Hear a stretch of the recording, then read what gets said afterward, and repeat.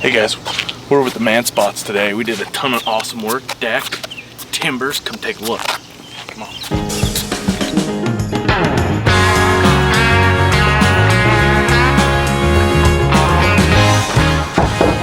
I hope he's on. Hey, I'm over here! Hey, there he is, there he is. Dude, over here. What's up, brother? Welcome. A lot of people know me as the Manspot, but my name is Vaughn DeVille. A lot of people don't know that. A lot of people have turned that into a kind of a sexual joke, and a lot of people are saying, let me see your Manspot. Which is then people say, oh, your beard. And I'm like, yes, the Manspot is the beard, because it's so manly and rugged, and that's the spot. Dude, so this project is like one of my faves, dude. What do you got for us, man? Once upon a time, there was a man who looked just like you, who I said, come to my house because we have something we need to create. Anton always figures it out. He came out here with his little iPad and he was just like, yeah, you know, making some scratches here or there. And he's like, yeah, I think we can do this. I think we can dial it in. I knew Anton was working on the Sparks house and I had seen a few things he had done here or there. But other than that, I just kind of connected with him a little bit and I was like, this is my kind of guy. There's only a few people who can understand the vision in which I want to perfect and build. And when I came down here, man, just like you said, you know what? We've got some timber frames that we can put up in your archways. And you said we could do some little ones, some, you know, accented ones. And I was like, if we're doing this, we're going all out. Oh yeah. Not only was it the timber frames that I wanted, I also wanted a massive deck. A deck that could really utilize my vision because I've always just wanted to sit out here and enjoy the views of Salt Lake City, the Great Salt Lake, the mountains, the sunsets, and I knew it could be done. I just needed to find somebody like you that could pull it off. If you remember, there was nothing here but grass and dirt. Dude, I remember.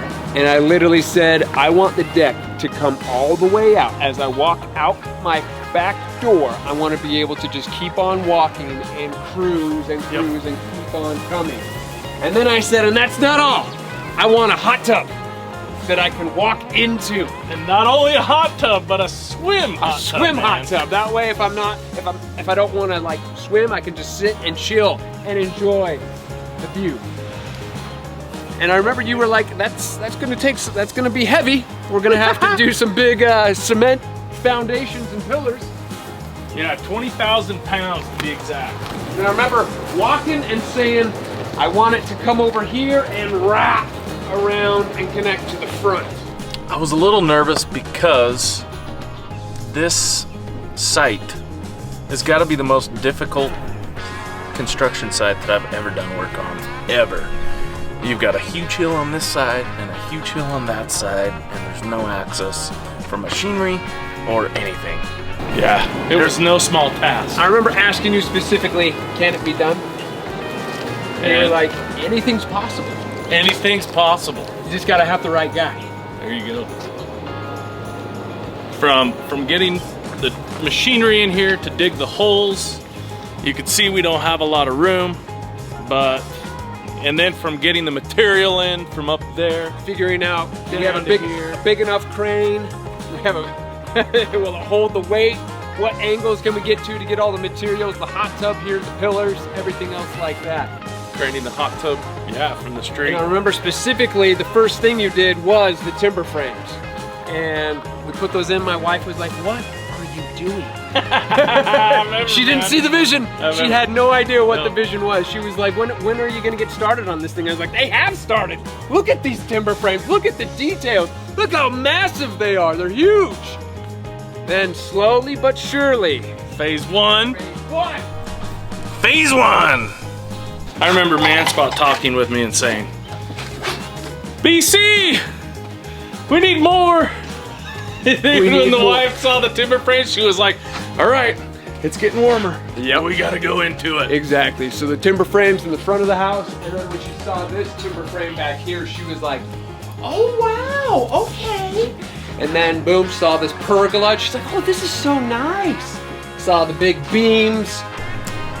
So Wife Spot told Anton, she's like, hey, my little girl's birthday is coming up, and I know we said we would actually delay the building of the back deck a little further, but I need you to do this within a week because it's my little baby's birthday party and we need somewhere to have this party. So Anton, boom, acted quick, because it's like when my wife says do something, it's more like she has a wand and she's like, do it. Or it's not like a wand, it's more like a whip. And me and Anton are like, we're doing it. And it's more like me telling Anton, please pray, get Jesus or somebody out here and make this happen. And he normally does. It just takes a few lashings from my wife to make it happen. And it's all about the details, right? Yes. And also how you burn in the details as well to make it look like it's that really worn, tarnished look. What's the word for that? Just make it look old and historic. The burning of the wood. The aesthetic. Torching it. Torching the aesthetically pleasing to the eye. But so cool how we took a space that wasn't really like, I remember you had a camouflage net up here. Yeah, I had a camouflage net coming down from the lights, coming down to try to get something to give us shade or to at least be out here. Because the sun is always beaming in this area right here. Yeah. And we thought this would be a great area for the kids to come, hang out, chill, and obviously have the sandbox that you put in for us. And my wife was like, this is great. Then she got excited. Then when are we going to be able to continue and move on? Phase 2. Tell us about phase 2. Step on up into phase 2. Phase 2 was a really exciting day because it was like you had a little army coming down the hill, and you had beams coming down, the tractor coming down, the railings were coming down. I mean, this was quite the feat, especially for our neighborhood. Everybody in the neighborhood was like, whoa, what is this? Yeah. This right here started coming together and it kind of looked like the gallows, which I was like, oh, I'm getting really excited here. Because this is like an old, it almost seems like an expired woodworking that you do, because people don't see this really anymore. I mean, you see it on old churches, you see it on historic centers, stuff like that, but you don't ever see it in people's residential places where they live. So my wife was like, this is giving me the vibe of like Park City, you know, a resort. Yeah. That's kind of how she was getting those Park vibes. City to North Salt Lake. Yeah, exactly. So then when this pergola came in here, my wife was like, this is wonderful. And then, boom, the hot tub. We started it out here. My favorite spot is actually where you're sitting. That way I can actually look out and see this beautiful view right behind me. That or the hot tub over there with the missus. And she really checks out the Manspot. Dad jokes. I got dad jokes all day long. And then the vision of the hot tub just kept on going on. And glorious. And phase 2 just keeps on creeping. Come on, creep with me. Come on over here. Walk with me. Take a look at it, guys. Check out this timber frame. Ladies and gentlemen, I present to you The view. the view. Where I sit here and I look down upon all the peasants in Peasantville and I laugh. Not really. I feel like a king sometimes up here, you know, so when they do deliver my pizza, I can spot them from afar. No kidding. You know, I would say I'd post up here during the apocalypse with my sniper gun, but, you know, that's probably not politically correct. So out of all my favorite spots on this whole project, this has to be my favorite project. Absolutely. My favorite part. I love the details that you guys have inside the roof itself, because there's no rhyme or reason to it, so to me it really brings out the artwork that you do. And you can actually see it too. So it's not like you're covering it up, you're actually exposing the beauty of your work. So the Manspot doesn't know this, nor does his wife, but I think phase 2, we were assembling one of the trusses out in the driveway, and I think somebody accidentally backed over the truss.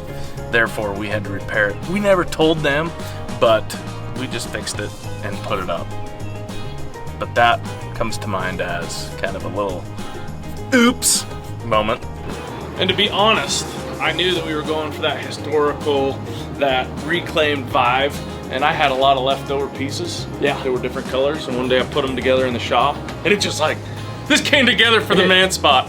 It was meant to be. Yes. And when we put it up there, I'm like, wow, that is awesome. Yeah, and I'd have to say, I found my wife out here. She now works out here every single morning. This has actually become her happy place now. Right. So what once was going to just be my happy place has now turned into her happy place. Grasp the dream. Although I still sit here and pretend I'm a king of the neighborhood, of course. And then as you walk on, this is phase 3. Phase 3. And I'll tell you what, my wife said, why are we continuing on? Shouldn't we just stop? And I was like, oh no. We had a vision at the beginning and we have to finish said mission.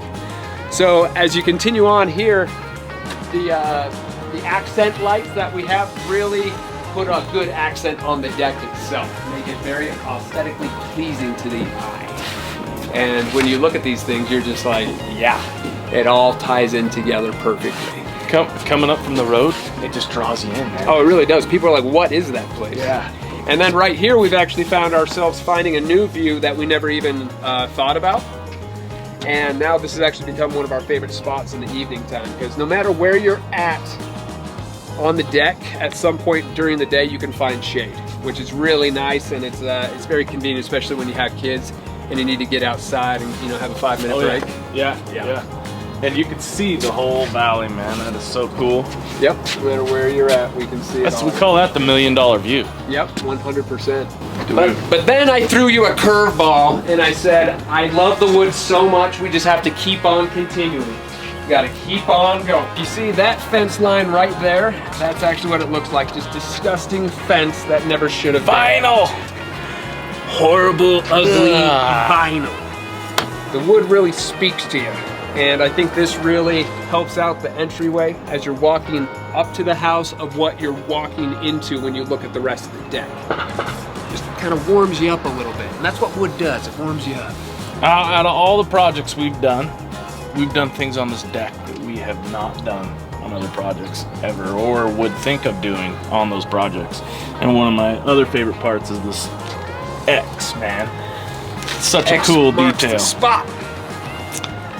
So you say with this deck, you kind of pushed yourself and made yourself uncomfortable than what you're normally accustomed to. Yes.